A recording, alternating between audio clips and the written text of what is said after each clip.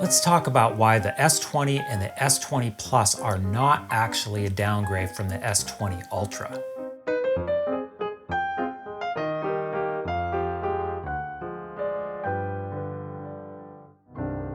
So I actually got hands-on with the S20, the S20 Plus, and the S20 Ultra. And I gotta tell you, I fully went in intending to love the S20 Ultra. But then I held it. It's just a little bit too big, a little too clunky in the hand. It's absolutely a two-handed phone. I mean, even the plus sizes of most of the phones out there, you can still manage with one hand. But there's just a feel to it that I don't like. If you're coming from a Note 10 Plus world, it probably won't bother you as much. But for me, and my last phone was an S8 Plus. So that's, a half decent sized phone in the hand as well, but the Ultra is just that little bit too big. So I wanted to go through the specs and really understand what makes this the photographer's or the videographer's phone. And the more I got into it, the more I realized that we can't really brand it as such, because to be honest, when you look at the technology a little deeper than the surface, a little deeper than those marketing numbers, you're going to find that we're looking at almost the same phone. Okay, so let's take a look at some specs.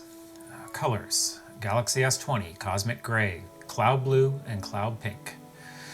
Galaxy S20 Plus, Cosmic Black, Cosmic Gray, Cloud Blue. And the S20 Ultra comes in Cosmic Black and Cosmic Gray. I actually didn't notice the pink one there. I think that for whatever reason, I missed it, but I did see the Cloud Blue and I was really impressed. I love that color. I am not one to normally go for colors. Most of my vehicles in the past 10 or so years have been black, but I don't know. There's something about the color, and this picture does not do it justice. And I heard it's the same with the pink. Sizes. My Galaxy S8 Plus actually has a 6.2 inch screen, and just the standard S20 has a 6.2 inch screen. It has virtually no bezel, which is great. The Galaxy S20 Plus is a 6.7 inch, and the S20 Ultra is a whopping 6.9. Displays. It's pretty much the same display in all of them. It's just stretched out into a bigger screen on the bigger models, as you can see here by the pixels per inch spec. 563 on the S20. The S20 Plus, it's 525 because they're obviously spreading those same pixels across a larger surface. They all have the 120 hertz refresh rate. Support, they say, because by default it's set to the 60 hertz. And the trade-off there, if you've seen any of these reviews, everybody talks about it. You have to go down to 1080p screen resolution in order to get the 120 hertz refresh rate. It's either or. HDR10 Plus certified screens and the Infinity O display. It does not roll over the edge as much as on my S8 or the S9 or even the S10. It's a little more flat now, virtually completely flat, just as the slightest bit of a curve. I prefer this new screen. I do like it. Selfie camera, a 10 megapixel selfie camera in the S20 and the S20 Plus, and a 40 megapixel selfie camera in the S20 Ultra. On the S20 Ultra, the pixel size is 0.7 micrometers. That's what this symbol means, is micrometers. And in brackets, you may wonder why it says 10 megapixel 1.4 micrometer. And that's because it does something called pixel binning, which is to use multiple pixels. In this case, they use 9 pixels to collect more light, because a 0.7 micrometer pixel is not going to collect a whole lot of light, which is why when we get to the other, let's get to the other cameras. On the S20, we have a 12 megapixel ultra-wide camera, a 12 megapixel wide-angle camera, and a 64 megapixel telephoto camera. On the S20 Plus, we have the same thing, because it's the same setup on both those, except that this one has a depth vision camera. Everybody's saying this has 4 cameras. Yes, but for the layman, you're not going to have 4 different cameras that you use. Like, you can't pick from 4 different cameras in your software. The depth vision camera is there to assist in seeing how far away something is, like your background, so it can blur it out appropriately in software. And it's also used in AR applications.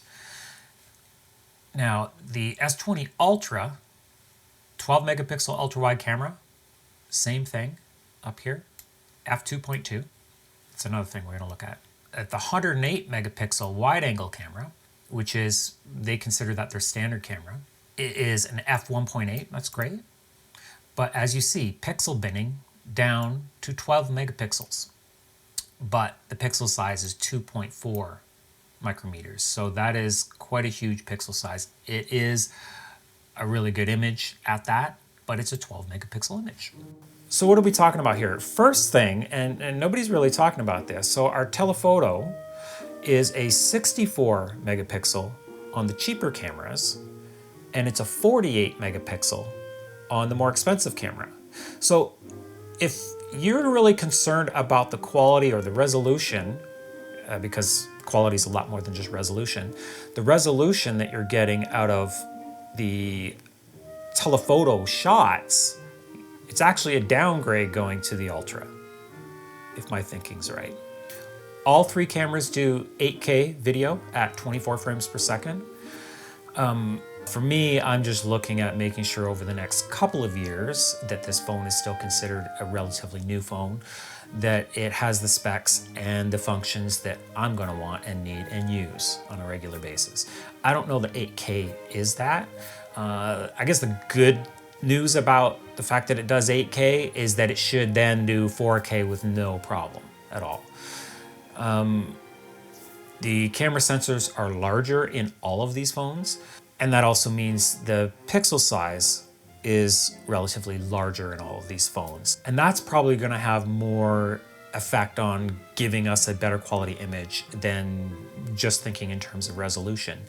The larger the sensor, the larger the pixels, the more light that can hit those pixels or that sensor, so the better quality image. And a way of explaining that simply is, obviously we know with cell phones, you take a photo in bright sunlight out in the day, you get super crisp quality images with virtually no grain.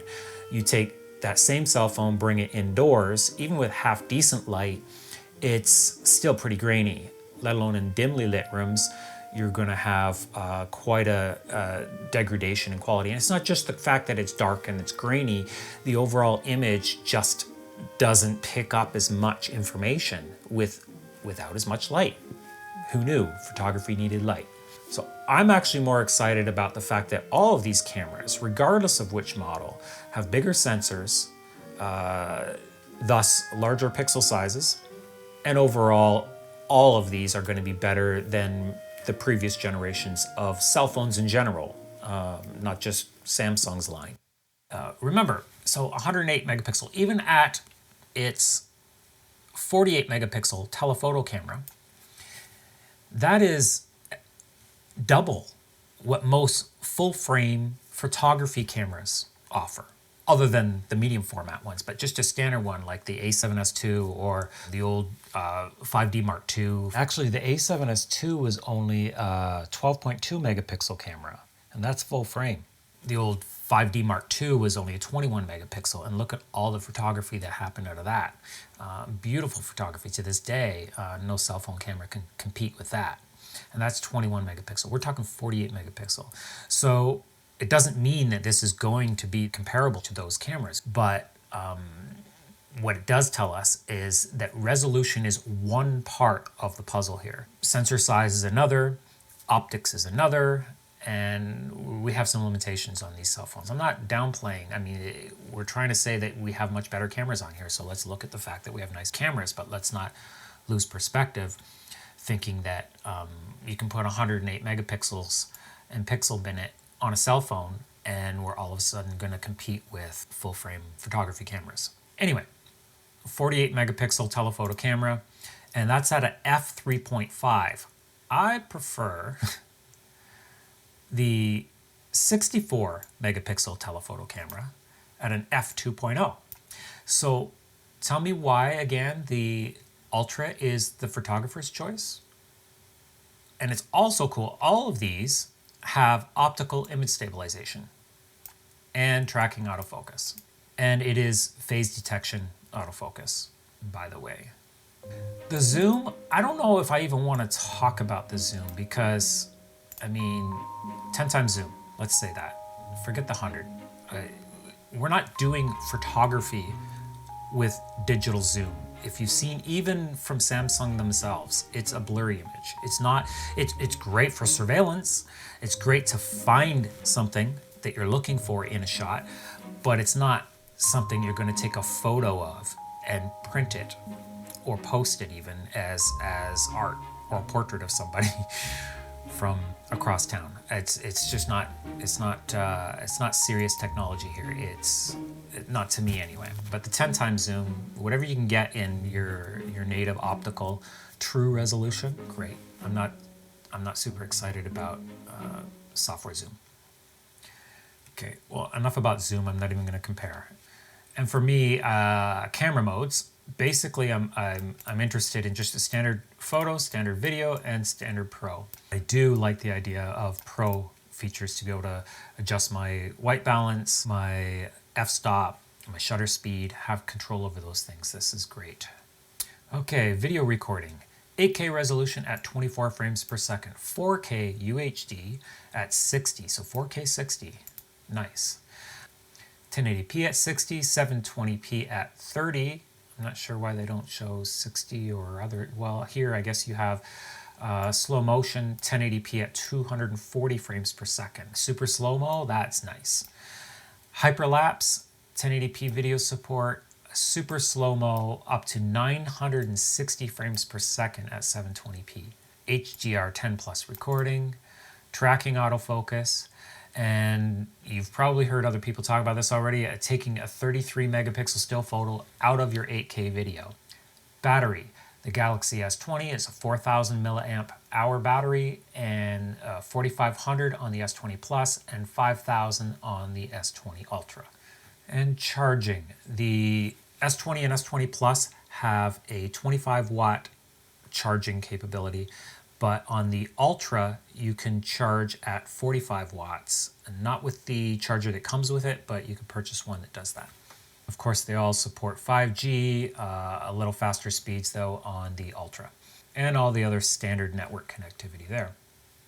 Memory on the Galaxy S20 and the S20 Plus is 12 gigabytes of RAM, regardless of your configurations here on the S20 Plus. And 128 gig internal with options of 256 and 512 upgrades on the S20 Plus. The S20 Ultra comes with 12 gig as well and 128 gig internal storage, but you can boost that all the way up to 16 gigs of RAM and a 512 gigabyte internal storage. We don't really need to concern ourselves too much with internal storage on these Android phones because we still have the ability to expand memory with a microSD card up to 1 terabyte. Water resistance, it's IP68, so that's up to 1.5 meters of fresh water, up to 30 minutes, so don't take it in the ocean.